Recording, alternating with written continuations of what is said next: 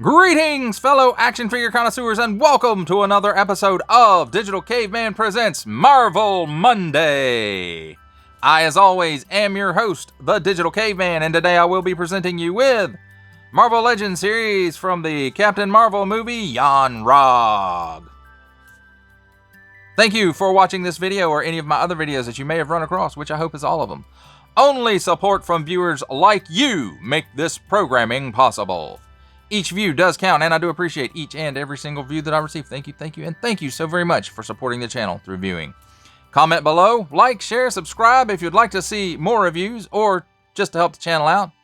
Or both, that's even cooler. But not Frieza's brother.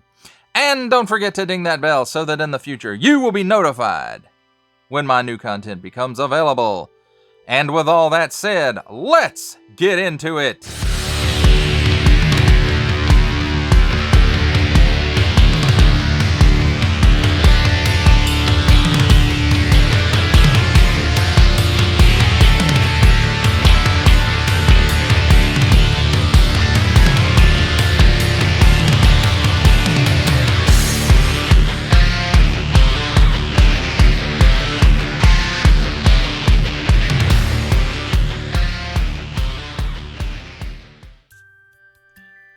First and foremost, as we usually do here on Digital Caveman Presents, let's take a look at the packaging. Build-A-Figure crease entry. 4 and up. Assortment number. Warning! Don't stick things in your pie hole that don't belong there. The Captain Marvel symbol. Legends Series. Nice window showcasing Yon-Rogg and his accessories. And the Build-A-Figure piece. Marvel, Captain Marvel, Yon-Rogg, Hasbro print. On the bottom, small print, fine print, legalese print, made in China print, and a barcode. On this side, artwork of Yon-Rogg. And on this side, artwork of Yon-Rogg. And on this side, artwork of Yon-Rogg. Marvel Legends Series, Yon-Rogg. Leader of the Star Force team, Yon-Rogg is a hero among the Kree and a key asset to the Supreme Intelligence in the war against the Skrulls. And then Build-A-Figure crease entry. There's a completed crease entry with numbers that correspond with the cross sale as to which figure comes with which part. Warning! Don't stick things in your pie hole that don't belong there in foreign languages. And some more small print, fine print, legalese print, made in China print, Marvel print, and Hasbro print. That, my friends, completes our look at the packaging. Let's take a look at the figure and his one accessory. And here we have handy dandy tweezers to help us take a look at the accessory, which is a laser tag gun. Actually, it's a laser gun, I guess, but it does look suspiciously like, kind of like a laser tag gun from the 80s. But it does have nice molded detail in it, and it's molded in like the silvery gray plastic, and no paint apps on it at all. What few paint apps this set got, the figure got it on the arms and the legs, it looks like. Most everything, it looks like probably in colored plastic with the swirly twirlies in it. You can see it on the head, you can see it on the chest. Here on the back, maybe there's some paint apps right here, and then some sloppy paint apps right there on the back. And we've got these doodads that look like they're molded in swirly twirly plastic. Maybe it's hard for me to tell anymore. The belt here is just an overlay. It's got some nice paint apps there on the legs, and I will say there's no resemblance to the actor at all. This is about as generic a dude in this type of uniform as you can get. He's pretty plain when it comes to, you know, how these guys looked. There's nothing that makes him stand out. Maybe if he'd have come with an alternate head sculpt that looked like the actor, that would have been better. He does have some nice white for the eyes, though.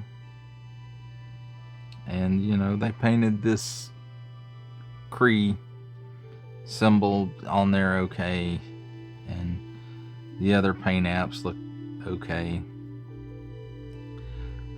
There's no holster for his gun or anything like that. Let's talk about his articulation real quick. He can look up that high. He can look down that low. He does have chicken neck. He's got barely waggle at all. And I think it's because the head sits so far down on the ball joint there. And it is on a ball and hinge. He can do the full exorcist, 360 degrees of rotation at the shoulder, and he can raise his arm up not quite 90 degrees, cut at the upper bicep, 360 degrees of rotation there. Double hinged, pinned elbow, and that thing fell off. It looks like it was glued on there, but you know, it's been sitting for a while, so the glue may have loosened. So you get that much bend out of it without the doodad on it, and probably about that much with the doodad on it. 360 degrees of rotation at the wrist on an in and out hinge, and he's got a fist there. He's got a trigger finger on the other side, and it's an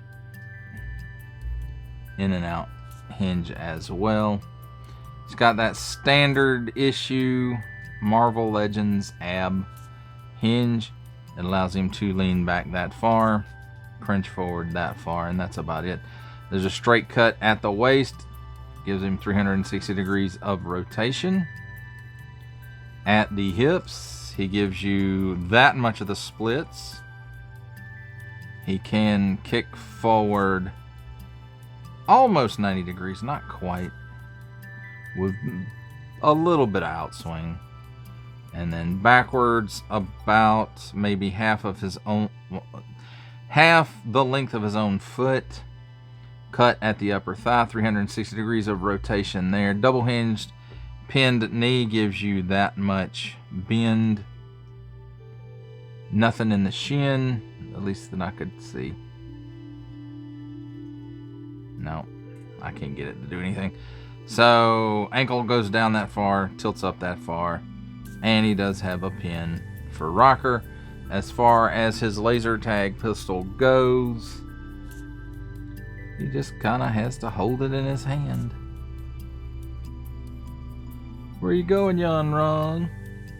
To the mall, to the laser tag arena. Have fun, buddy.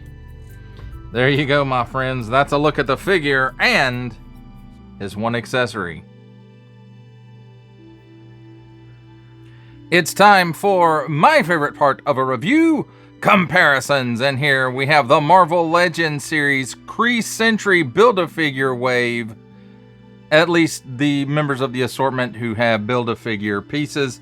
And that includes the MCU's Captain Marvel with jacket, the MCU Nick Fury, the MCU Yon-Rogg, the MCU Talos, Genis Vale, the Grey Gargoyle, and the Kree Sentry Build-A-Figure. For our last set of comparisons, here we have the Marvel Legends Series Kree Sentry Build-A-Figure waves MCU Yon-Rogg, with from the Marvel Legends series making his cameo appearance, Stan the Man Lee. From G.I. Joe Classified series, the Hasbro Pulse exclusive Regal variant Cobra Commander. From Star Wars The Black series, the Archive Edition 501st Legion Clone Trooper. And for a 7-inch scale comparison from the Masters of the Universe Masterverse line, the 40th Anniversary He-Man. For final ramblings on the Marvel Legends series Kree Sentry Build-A-Figure waves MCU Yon-Rogg, I have to say this guy is about the most generic MCU Kree guy that they had in the movie. And the movie wasn't so generic, but this figure is very, very generic feeling. There's no likeness to the actor at all. I don't know if that was a licensing issue or if it was planned that way. I don't know. But this guy is generic. You know, what paint apps there are on him look okay, but the majority of this guy's, well, at least half of this guy's done out of swirly twirly plastic, which, you know, we know is not the best over time. And if you're wondering why I'm covering this figure so far out, you know, I'm kind of plowing in the back 40 now. I don't have any new Marvel Legends, and this is one that's been sitting in my to-do drawer for a while, just waiting, I guess, for a day like this where I didn't have anything new, but it's something that I purchased since I started doing reviews. And when I started doing reviews, I said everything I buy, I'm just going to review. So he's been waiting. It's not like I'm really, you know, I looked forward to doing this guy's review. I only purchased this figure because of the Kree Sentry. He's very generic. He's very meh. And he was really cheap. And I wanted to complete the Kree Sentry Build-A-Figure. And so, you know, the entire wave was cheap. So I picked him up. The only exception to that being was Grey Gargoyle, which is probably the best figure in this wave. And he's one that I purchased before I started doing reviews. So there is that. So the best figure in the wave is the one I'm not reviewing. Not saying that he's a great figure, but compared to the rest of this wave, he's pretty darn good.